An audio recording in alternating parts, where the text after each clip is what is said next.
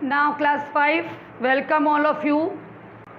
Now we have to deal the topic vegetative reproduction. Okay. बेटा vegetative reproduction मैंने previous video में बताया है आपको कि सीड को छोड़कर other than seed, okay, plant के किसी भी पार्ट से, प्लांट का कोई भी पार्ट अदर देन सीड से जो रिप्रोडक्शन होगा that is called vegetative reproduction. For example root से भी रिप्रोडक्शन होता है. एग्जाम्पल इसका कैरेट है, रेडिश है, टर्निप है. तो देखिए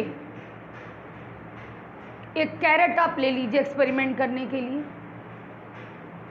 उसका जो लीफी पोर्शन है वो कट कर दीजिए, पत्ती वाला सिरा, और जो रेस्ट पार्ट है उसको आप एक ऐसे बाउल में डाल दीजिए कि हाफ फिल्ड हो.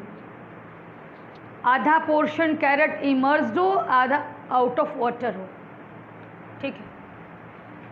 तो कुछ दिनों बाद आप ये देखेंगे कि कैरेट का जो पार्ट आउट ऑफ वाटर था उसमें आपको लीव्स, नई लीव्स, न्यू लीव्स आपको उसमें पनपती हुई दिखाई देंगी. ठीक है. ये जस्ट फॉर एग्जांपल था कि देखिए ऐसा भी होता है. ये नहीं ज़रूरी है कि कैरेट है तो उसमें हमेशा वेजिटेटिव ही रिप्रोडक्शन होगा. कैरेट का सीड भी आता है, रेडिश का सीड भी आता है. तो ऐसा भी होता है कि कुछ प्लांट्स में दोनों तरह का रिप्रोडक्शन हो सकता है, बाय सीड भी और वेजिटेटिव मेथड से भी रिप्रोडक्शन हो सकता है. नेक्स्ट आइए जरा देखा जाए वेजिटेटिव रिप्रोडक्शन बाय स्टेम. देखिए पोटैटो, जिंजर, ये सब डेली यूज़ की चीज़ें हैं और actually they are underground stems. इनको ग्रो करने के लिए, इनका प्रोडक्शन करने के लिए क्या किया जाता है. आप एक पोटैटो लीजिए, आप देखेंगे उसमें कई जगह थोड़ा गड्ढा गड्ढा टाइप का होता है. बोलचाल की भाषा में लोग कहते हैं आईज ऑफ पोटैटो, आलू की आँखें. बट उसमें डोरमेंट बड्स होती हैं, सोई हुई बड्स.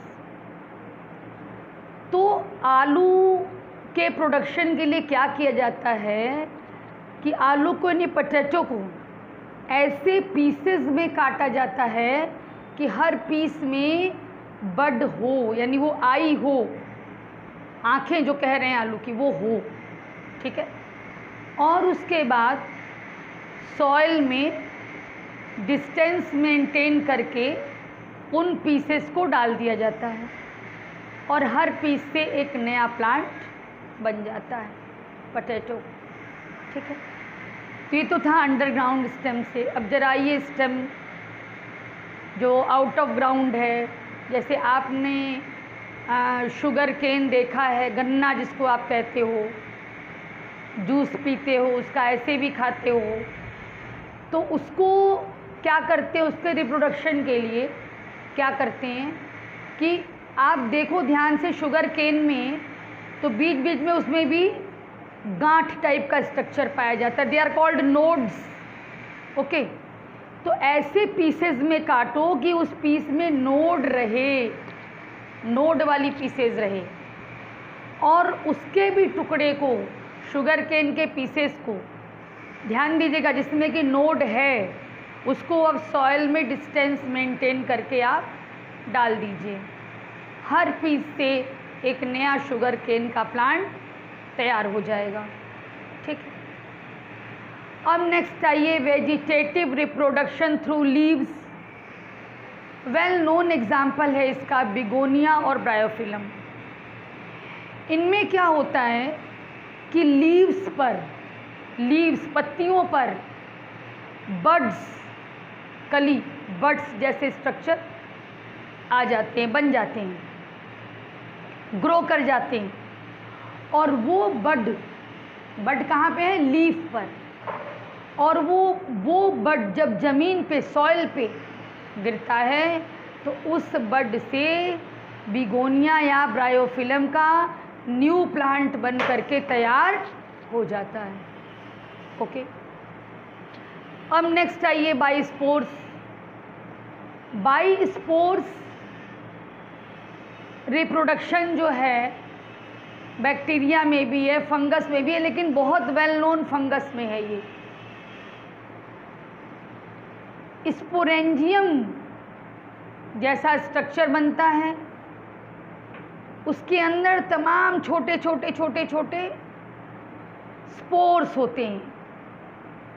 जब स्पोरेंजियम राउंड स्ट्रक्चर होता है, जब स्पोरेंजियम जो है जैसे डंठल पे लगा हुआ कोई फ्लावर नहीं है, वैसे ही स्पोरेंजियम होगा। और वो जो स्पोरेंजियम का upper side bag like structure क्या होगा कि जब उसके अंदर का स्पोर मैच्योर होगा तो स्पोरेंजियम बिल्कुल ऐसे फट जाएगा, बस्ट हो जाएगा और स्पोर्स दूर दूर तक बिखर जाएंगे। और हर एक spore, each spore will give rise to a new plant. हर स्पोर से एक नया प्लांट बन जाएगा। तो इस तरह से बेटा बाई स्पोर भी वेजिटेटिव रिप्रोडक्शन होता है। तो एक बार फिर कंक्लूजन देख लीजिए कि जब सीड को छोड़कर प्लांट के किसी अदर पार्ट से रिप्रोडक्शन होता है तो वो वेजिटेटिव रिप्रोडक्शन कहा जाता है। जैसे हमने बताया कि बाय रूट, बाय स्टेम। देखिए बाय स्टेम में एक बहुत वेल नोन एग्जाम्पल रोज़ का भी है। आप गुलाब का प्लांट लगाते हो, टहनी काट के ले आते हो और वो टहनी तुम लगा दो फ्लावर पॉट में, गमला जिसको कहते हो, तो देखो उसमें नया प्लांट, वही टहनी जो है वो नए प्लांट के रूप में डेवलप कर जाएगी। तो इस तरह से through stem, through root, through leaves and through spores vegetative reproduction plants में थे। ओके बेटा, that's all for next topic. See the next video.